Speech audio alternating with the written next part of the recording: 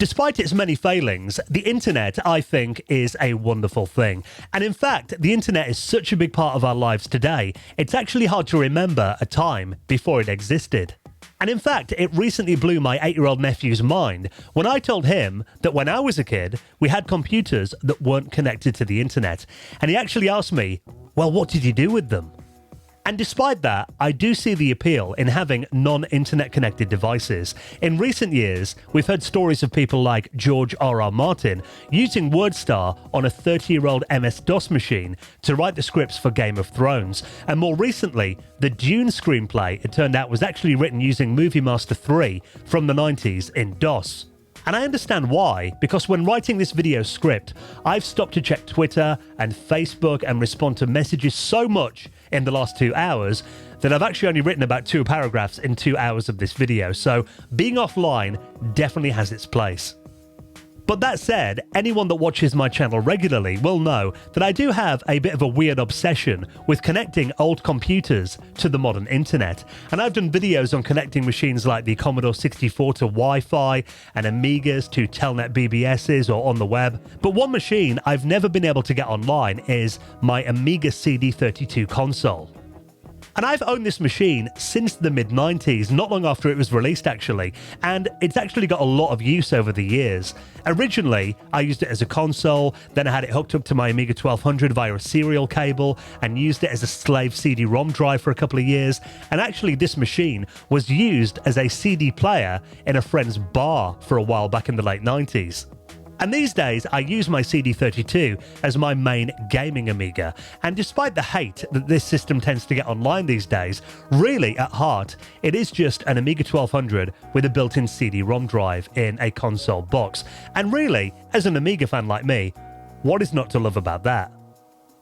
And I've done videos all about the fantastic TerribleFire expansions that give the CD32 a faster CPU, more RAM, a hard disk interface, a PS2 keyboard connection, RGB video out, really turning the CD32 into the ultimate Amiga for retro gaming. But I will admit, I've always quite fancied getting my CD32 connected to the internet. Now, there is a cut-down serial port on the side of the machine, and in the past, I've used this port to link it up to another Amiga and transfer files from CD-ROM, admittedly very slowly.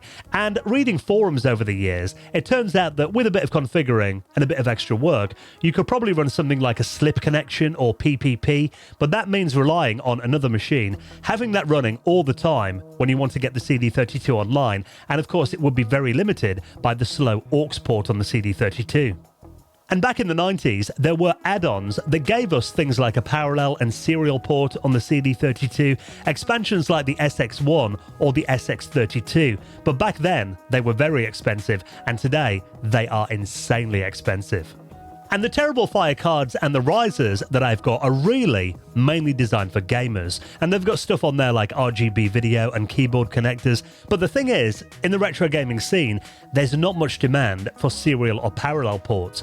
But actually looking more closely at the TerribleFire 030 board, there is a space on there for a small Wi-Fi module called the ESP8266. And I will be honest, I didn't actually spot this until recently, but I was reading Stephen Leary, who is the creator of the TerribleFire expansion project, a thread that he made that's been running for about 18 months now, and currently has 214 posts at the time of recording this video, and it details from the initial idea, through testing and writing the scripts and the programs, connecting the CD32 to the internet using one of these small affordable Wi-Fi add-ons. And I've got all the parts I need from eBay. So we have the ESP8266 with an additional header so I can solder that onto the TerribleFire expansion card. And I bought this for the grand total of £3.45 with shipping. And I've also got a USB adapter so I can program the module on my PC, which cost me an additional £7 including shipping. So that means I've spent £10.45 on this project. Not bad if I can make it work. And from reading this thread, it turns out that some of the TerribleFire boards actually have a connector already soldered in place, but if not, you'll need to add one, as the Wi-Fi module won't clear the CPU otherwise. So by the magic of editing and a quick bit of solder later, the connector is now in place.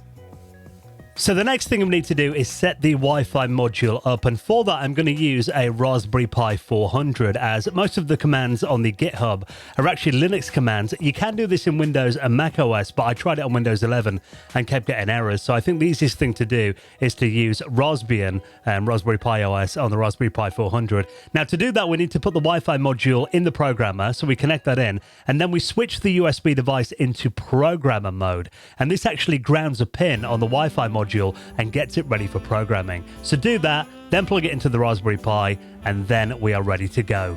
Now, I won't spend ages going through all the commands that you need to type into Linux to get this working. Instead, I'll put them in the video description and just quickly run through this. I mean, all you need to do really is copy and paste these one by one, and then it should get the USB programmer writing all the commands that you need and the configuration to the ESP device ready for transplanting into the CD32. And 5 minutes later, the ESP Wi-Fi module is all ready to go into the Amiga. Now, again, I'll link up a guide. There's a really good one on Amiga Adventures on Tumblr that walks you through that step by step. Or, of course, you can follow it on the GitHub as well. It's a little bit more involved on there. But now that is ready to go into the CD32. The next thing we need, of course, is some software for the Amiga side of it. Now, we'll need a couple of things. The first thing is a TCP IP stack. Now, this will enable the Amiga to talk to the network and then the greater world with the internet connection as well. And there is one that is still in active development for the Amiga called Roadshow. Now, this isn't cheap. I think it retails for around 25 euros. There you go, if you get the archive version. But the thing is, I do believe in supporting active Amiga development. You could use abandonware like Miami Deluxe is one, or you could use a Genesis from the 90s, but I've used Roadshow on all my Amigas. You buy it once and you can use it on as many machines as you like. So I do believe in supporting developers. So Roadshow is what I'm going to use for this. And there is actually a demo that you can download that I think lasts about 30 minutes before it times out. So it's worth getting Roadshow though, because all the scripts that the TerribleFire team have created actually are made just to plug straight into Roadshow, so it will make life a lot easier. And again, I'll link up this website in the video description. And the next thing we'll need is, of course, a web browser. And again, there is one that is still in active development on the Amiga, and this is iBrowse. And actually, iBrowse has been around since about 1994, 95, and is still in active development. So as you can see there, the latest version came out only a few months ago in August this year. It was on hiatus for about 15 years, but they are developing it again now. Now, just a heads up, you're not going to be watching YouTube or going on Facebook on this. This is really just to download things, and maybe you can do forums and that kind of thing, but it will work with modern SSL protected websites if you download the AMI SSL file as well. Now again, this is a paid for product. There you go, $34.99, which this day and age, we're not used to paying for web browsers, but again, it's good to support these developers, and I've only had to pay for this once in 20 years. So, and again, there is a 30-minute timed demo that you can download if you don't want to pay for the full thing, which probably will be enough for most people just to download a few files quickly. So we need the web browser, give that a download. You could use an outdated web browser like Aweb, which is free, but I don't think that's been updated for around a decade now, but it is available if you don't want to pay for iBrowse or use a demo version of it. And another thing, just for a bit of fun, because it is one thing that the Amiga does quite well, is IRC. And if you go to amirc.org, that is a really good IRC client that I've used, again, since the 90s. So if you want to chat to other people, the Amiga does that really well. It is one of the non-taxing things that you can do online these days, so definitely worth a download for a bit of a giggle, the novelty of going on IRC via a CD32. And it's also worth grabbing a Telnet client as well. Now, the steps that I'm going to include in the video description show you how to set your Wi-Fi SSID and your password and everything using the Raspberry Pi. But if you ever want to change it, it's worth having something like DC Telnet on the Amiga side of things, so you can just quickly hop into it. So this is a free one. And again, I'll link this up in the video description. And the last thing we're going to need is the TerribleFire binaries. Now, there are two files here, an installer that will run on the Amiga, and this LHA archive that has all of the scripts and files in there as well, so give both of these a download. And then that should be ready to either copy onto your SD card or burn to a CD, and we'll hop over to the CD32. Okay, the really good thing about the CD32, predating CD-ROM piracy really, means that there is no copy protection on this machine. So you can just write these archives to a standard CDR, put it in the machine, and then we need to go through the task of unarchiving them all and running through the installers. Now, I appreciate watching me do that on video for 5 minutes is pretty boring, so I'm going to whiz through it here, and of course I'll put instructions in the video description. If you've got any questions, just ask, but I figure most people watching this probably know how to unarchive a file and run an installer. So we'll get through all this, and then of course at the end, after we've installed all of those programs, the final thing we need to do is to install the binaries that Steve and Leary, the TerribleFire team, have provided. So I've got the archive file, the LHA file here, and the installer. We just type execute install, and that should automatically unarchive the files and put everything in the correct place. So fingers crossed, everything should be up and running now. But will it work, and what can we do with it? Well, we'll have a look at all that next. And just quickly before we jump into that, I wanted to take a quick moment to give a big thank you to this video sponsor, my amazing friends at Skillshare. Now, they are a huge online learning community where millions of people from all around the world come together to take the next step in their own creative journey. And you can join in and take part in thousands of classes on so many topics from marketing, design, photography, video production, life improvement, and lots more, all in easy to digest parts. And Ali Abdal is one of my favourite tutors on Skillshare, and his latest series on organising your workflow to maximise productivity is something we all need in our daily lives. Definitely worth taking part in. And Skillshare is incredibly affordable, especially right now. You might still be working from home. A great way to learn with your extra time, and a lot cheaper and safer than pricey in-person workshops. And so you can jump right in today. The first 1,000 people to use the link in this video's description will get a 1-month free trial of Skillshare. So claim it quick and help out the channel, and a big thank you to our friends at Skillshare for their support.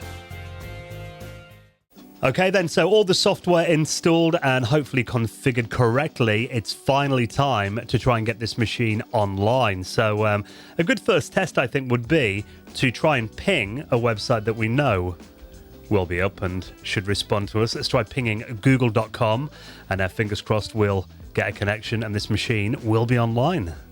And there we go. So it's pinging Google correctly, which does fill me with a lot of confidence that this machine now is connected to the internet. So we'll stop that on here. So the next thing we'll try is the web. So we've got eyebrows installed here. Obviously, this is a very low resolution screen. We're running this on a PAL RGB monitor. So yeah, everything is kind of massive on the screen. But let's see if we can connect to... this has always been a shortcut in eyebrows. Sask, which was a... I think they're still around, a company that made Amiga software back in the 90s. Stuff like Magic, Workbench... yeah, and actually their website I don't think has changed for about 25 years. The standardized Amiga shareware group, and as we can see here, it is downloading in all of its low color mid-90s glory, and we can browse around the services there as well. So actually not a bad speed, considering this is it's an expanded CD32. It's what, 25 megahertz I think, this machine. So yeah, we can check out the introduction and background of the shareware group here. There we go. And it's even got the Christmas bells on there as well, which is quite appropriate that I'm recording this a week before Christmas. So there we go. We have an internet connection, but obviously looking at old websites like this, I mean, to people that enjoy my YouTube channel, that can be kind of fun. Actually, there is a great service that I've covered quite a bit on my channel before called the oldnet.com that actually wraps sites from archive.org, their way back machine, into a wrapper that old machines can understand. So for example, you can pick which archived website you want to go on. So if I try, for example, amiga.d, which I think was Amiga's website back then from 96, we'll try that, click on go, and it should serve me that domain from the year 1996 via archive.org and actually make it into a format that this machine can understand. Take out all the JavaScript and everything like that. And there we go. Now the load speed, as I mentioned, really we're using a machine that's going to give us the web browsing experience of, circa 1994, 1995. So yeah, modern stuff not going to run all that well on here. But as you can see, for, looking at old websites and stuff, yeah, it's actually, as you'd expect, handles it just fine, because I imagine this website was probably made on an Amiga back in the day. So Yeah, working well. What about stuff that's actually a bit more useful though? Now, I did mention before Aminet, which is a reason that you might want to have your Amiga online. Aminet.net, which is this has been going for many years as well, a massive online software repository. So it's always handy having access to this. You know, if you've got stuff for your Amiga and you need like a library or a file, or you just want to see what's new, because people are still making stuff for the Amiga all the time. You know, the stuff that was uploaded there today.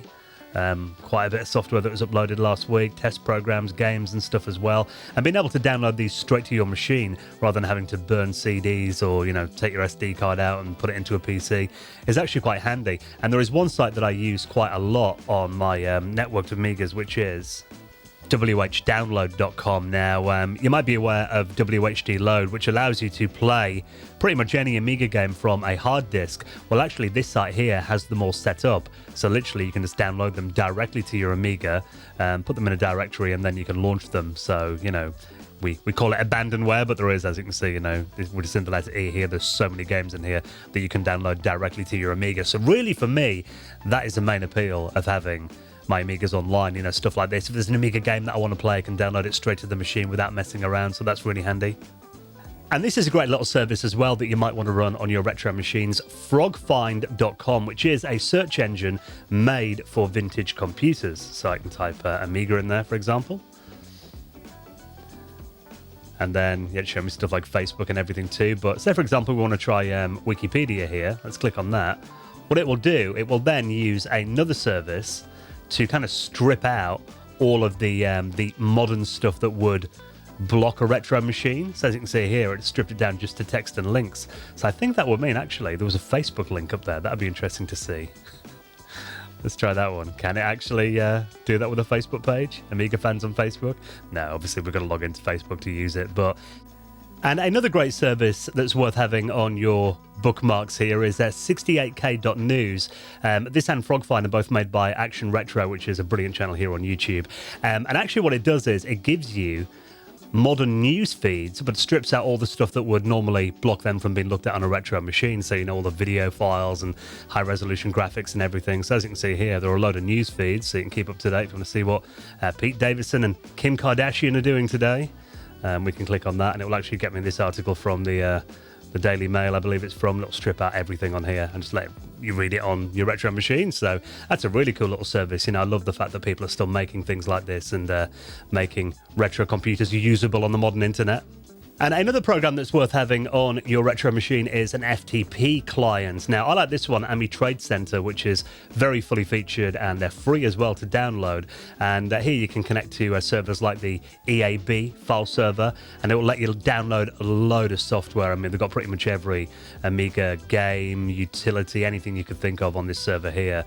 And again, if you want to get hold of this, I'll link it up in the video description. But it is worth having a FTP client on here as well, just so you can download these files directly to the Amiga. You know, we've got the full TOSEC suite here as well, containing all the files that you'd ever need. It'll keep you busy for years. And unfortunately, it looks like the IRC client is locking up my machine every time I try it, which is a bit of a shame, as, you know, I used to love going on IRC channels as a teenager. That's always very nostalgic to do on a retro machine. But there you go. This video is not meant to be a what can you do on the internet on an Amiga video. It was more just a demo of getting the CD32 online. So it is really cool now that I've got this machine connected to my home network and the internet. It is going to make life a lot easier to get software on here. And a massive thank you again to Stephen Leary and all the TerribleFire crew. You know, they do incredible projects, rejuvenating our classic machines and keeping them running for many more years, hopefully. So a big thank you. And if you want to check out anything that I've talked about in this video, I'll link them up in the video description, and that guide that I followed as well that was really, really useful. And this is going to be my final video of 2021, I imagine. So I just wanted to say thank you so much for checking out my channel this year. Have a very Merry Christmas, and I will see you in the new year. And just a quick reminder that I do a weekly retro gaming and technology podcast. New episodes released every Friday, and the current episode is always my favourite of the year, the Christmas Quiz, featuring Neil from RMC and Mark from Mark Fixes Stuff, Paul Drury from Retro Gamer Magazine's on there as well. So if you want to check that episode out, just ask your smart speaker to play the Retro Hour podcast, get us on your favourite mobile podcast app, or just head to our website at theretrohour.com. And while you're here on YouTube, here are another couple of my videos I think you might enjoy. Have a wonderful Christmas, and I'll see you again soon.